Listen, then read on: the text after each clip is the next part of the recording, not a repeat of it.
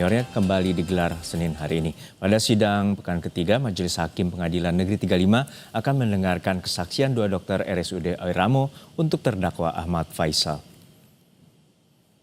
Menurut rencana, sidang akan dimulai pukul 10 waktu Indonesia Tengah dengan agenda sidang pembuktian mendengarkan saksi tenaga medis. Mereka adalah Dr. Kadinda Bibiana Uga yang merupakan dokter jaga UGD yang menangani Pradaluki, serta Dr. Gede Rastu Adi Maharta, dokter yang bertanggung jawab menangani Pradaluki saat menjalani rawat inap hingga masuk ke ICU. 3 berkas perkara yang berkaitan dengan meninggalnya almarhum Pradaluki akan dilaksanakan secara terbuka untuk umum, mulai dari awal pemeriksaan sampai dengan putusan. Jadi kami tekankan bahwa sidang dilaksanakan terbuka untuk umum. Apabila ada pihak-pihak yang mengatakan bahwa sidang dilaksanakan secara tertutup, dapat kami sampaikan bahwa hal tersebut tidak benar. Dan untuk mengetahui jalannya persidangan lanjutan kasus tewasnya Pradaluki Namo yang dianiaya seniornya, kita telah terhubung dengan jurnalis Kompas TV Niputu Trisnanda dan juru kamera Roy Ilman di Kupang, Nusa Tenggara Timur. Putu, untuk saat ini apa saja kesaksian yang diungkap di pengadilan oleh dua dokter RSUD Airamo untuk terdakwa Ahmad Faisal atau Danki dari Pradaluki Namo?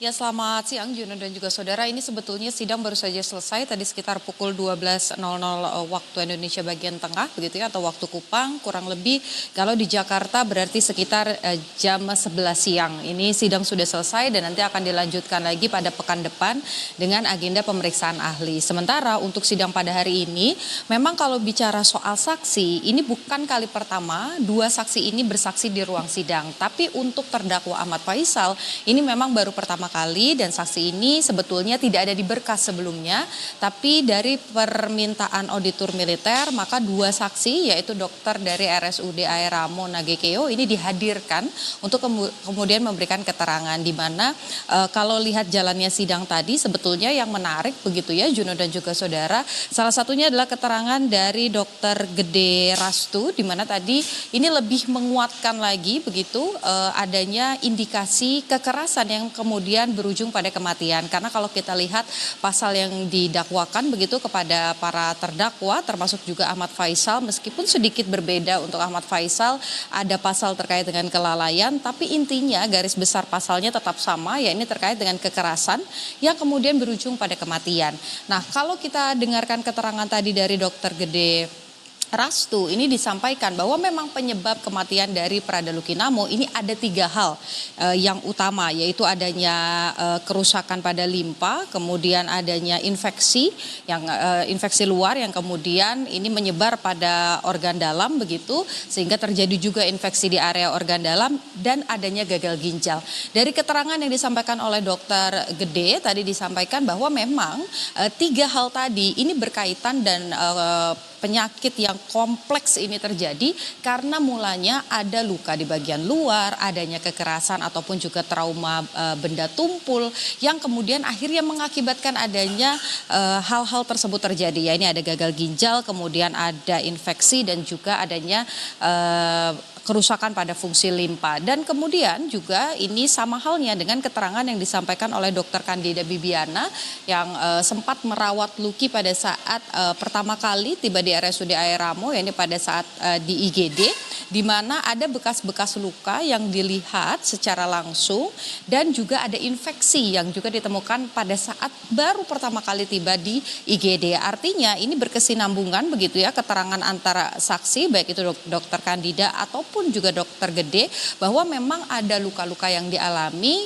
yang kemudian memicu adanya 3 hal tadi yang mengakibatkan Pradaluki Namo meninggal dunia. Jadi kalau kita bedah begitu dari segi pasalnya Juno dan juga saudara, sebetulnya keterangan dokter Kadinda dan juga keterangan dari dokter Gede ini sudah memenuhi unsur dari pasal yang disangkakan. Meskipun kalau kita bicara bagian lainnya terkait dengan kelalaian, tentu ini tidak dipaparkan secara jelas karena ini memang berbeda begitu bagiannya dengan saksi yang dihadirkan yaitu sebagai dokter. Tapi kalau kita lihat pada persidangan pada 2 pekan sebelumnya di mana juga dihadirkan anggota dari TNI, dari batalion begitu, Ini juga menunjukkan adanya unsur yang terpenuhi terkait dengan kelalaian di mana tidak ada upaya maksud kami dari terdakwa yakni Ahmad Faisal untuk menghentikan kekerasan yang terjadi.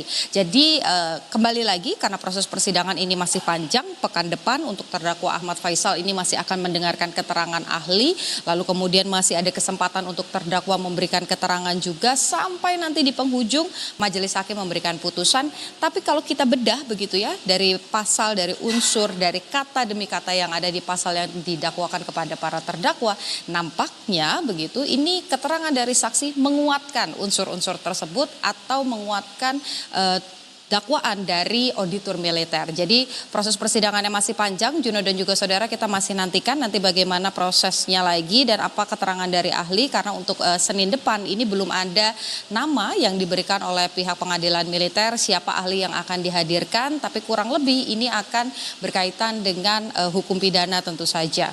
Lalu kemudian juga pada besok, Juno dan juga saudara, ini ada berkas lain yang disidangkan masih seputar kematian dari Pradaluki Namo yang dianiaya oleh seniornya, yaitu untuk 17 terdakwa pada hari Selasa dan nanti ada 4 terdakwa untuk hari Rabu.